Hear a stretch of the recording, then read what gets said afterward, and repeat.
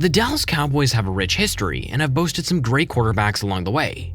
From Roger Staubach to Troy Aikman to Tony Romo, Dallas has featured multiple franchise QBs, two of which now have their legacy cemented in history at the Pro Football Hall of Fame.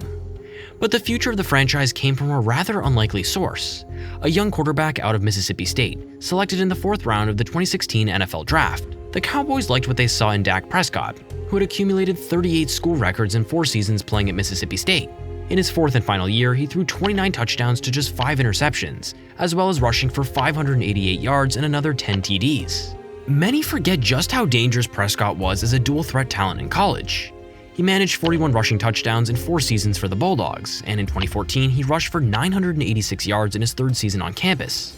The Cowboys took a liking to him and drafted him with the intention that he would grow and learn behind Tony Romo, in the hopes that he would one day take over as the franchise quarterback.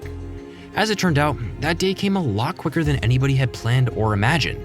Tony Romo suffered a back injury in a preseason game against the Seattle Seahawks before Dak's rookie season had even began, and he was promptly named the starter with Romo requiring surgery that was going to keep him out for perhaps 10 weeks of the season.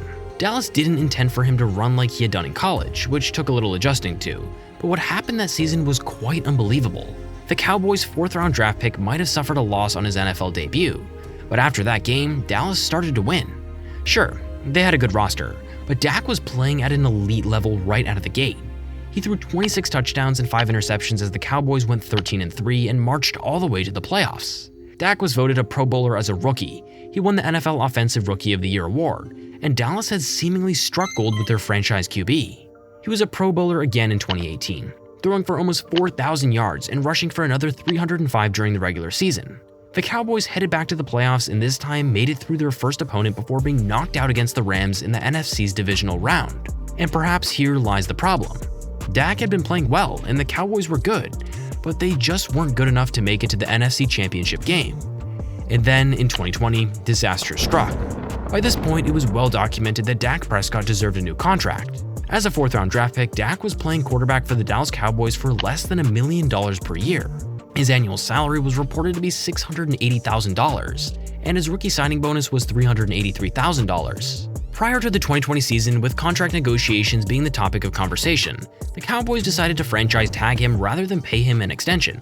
Dak had been to the Pro Bowl twice in 4 seasons and helped the Cowboys to the playoffs twice too, but they finished 8-8 in the 2019 season, and the franchise was clearly not convinced enough to guarantee him a long-term deal. So Dak headed into the season on the franchise tag, vowing that he would prove himself by betting on his own abilities. But then, he got hurt, and it was bad.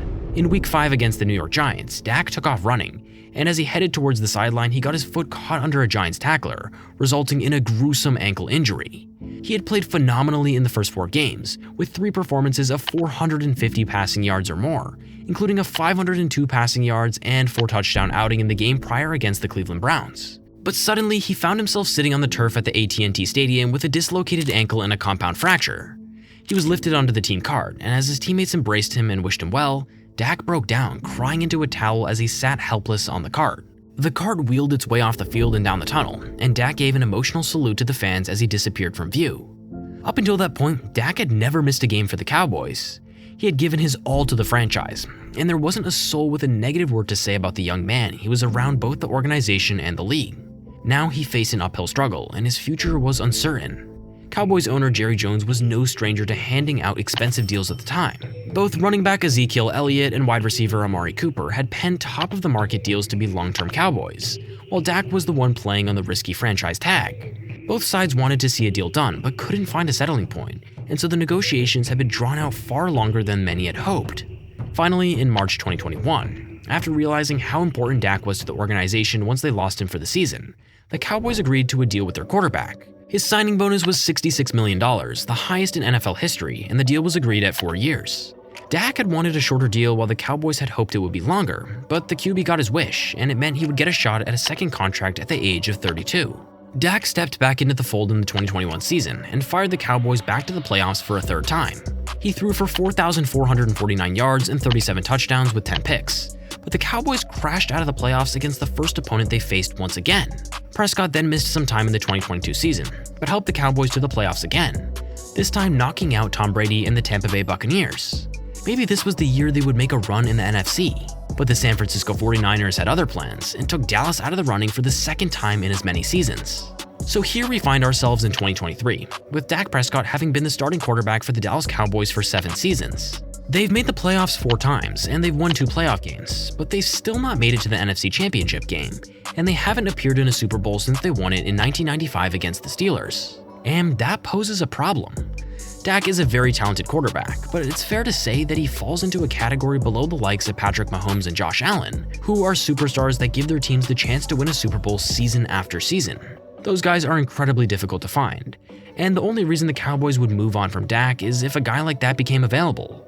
Dak might have his flaws, maybe he throws a few picks too many and has received criticism for doing so, but he's still a top 10 to 15 quarterback in the league, and he's consistently been good. The trouble is that having a good quarterback can land you in NFL purgatory. You can't quite get over the hump to make it to a Super Bowl, and you're not a bad enough team to draft one of the future stars of the league with a top 5 draft pick.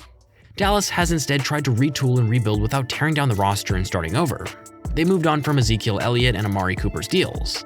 They rebuilt the defense around the likes of Micah Parsons and Trevon Diggs, and the franchise is once again a strong-looking roster with the potential to make it to the playoffs. But how much farther?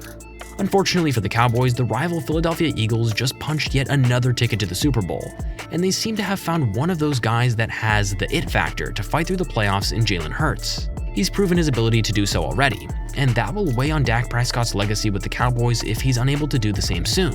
It's hard to figure out why Dallas isn't better than they have been. Jason Garrett's reign in charge of the franchise grew stale, and they were right to make a change. But Mike McCarthy might find himself on thin ice if things don't go to plan this season.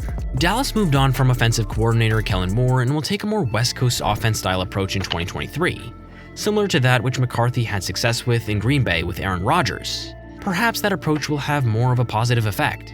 The Cowboys have all the pieces. CeeDee Lamb is a star, and with Michael Gallup and the addition of Brandon Cooks, the Cowboys' receiving group is as good as any in the NFL. Tony Pollard is finally getting his dues at running back, and look out for rookie Deuce Vaughn to add great depth to the position. They added cornerback and Super Bowl champion Stephon Gilmore to an already stacked defense led by one of the most gifted coordinators in the NFL in Dan Quinn, who took the Atlanta Falcons to the Super Bowl during his time in charge there.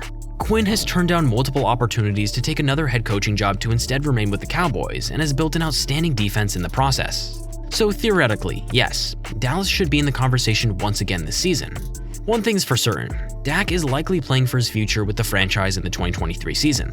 Some fans are ready for a change, while others are desperate to see a talented player who deserves it all finally get his shot on the big stage. Maybe that happens this year, and if it doesn't, there will be plenty of teams around the league prepared to offer Dak a deal to try his hand in suiting up in a different colored jersey. His situation is reminiscent of Derek Carr, who was never a bad quarterback for the Raiders. They just weren't ever good enough to make it to the Super Bowl, and look how that turned out for Derek. Maybe this is the year, and it would be great to see Dak finally break down that barrier that's keeping him from an NFC Championship outing and a potential ticket to the Super Bowl. If not, maybe he gets a shot somewhere else. If you want more Cowboys content, let us know in the comments. Thank you for watching The Halftime Show.